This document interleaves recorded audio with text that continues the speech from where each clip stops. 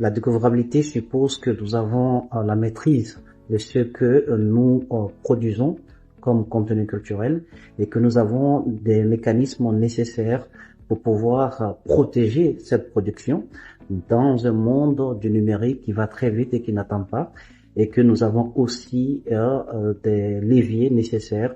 pour pouvoir, une fois protégé, partager donc ce contenu-là avec le reste du monde. Donc la découvrabilité pour la Guinée, c'est quelque chose d'important et cela passe par la maîtrise de notre patrimoine culturel, et sa maîtrise signifie que ce sont des données qu'on a pu numériser avec l'ambition de pouvoir les protéger pour éviter que, une fois sur le web, avec l'ère de l'intelligence artificielle, que nous puissions assister à une sorte d'altération de nos récits collectifs, de nos imaginaires collectifs, de nos identités culturelles. Et donc c'est une question assez importante sur laquelle nous avons échangé et partagé nos ambitions avec les différents participants. Nous avons pu avoir les expériences réussies de plusieurs pays à l'autre bout du monde et qui n'ont pas forcément les mêmes réalités que nous. En fait, il y a pas une francophonie, il y a des francophonies sur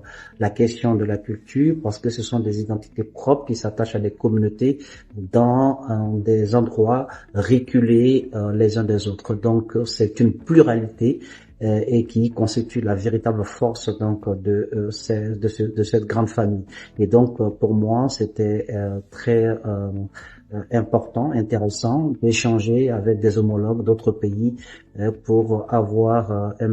prendre le pouls de l'atmosphère culturelle dans leur pays, les différentes politiques établies qui ont réussi et ce qui n'ont pas réussi, afin d'en tirer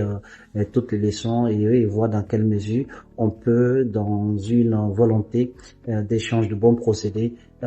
agir en conséquence dans nos différents pays. Voilà donc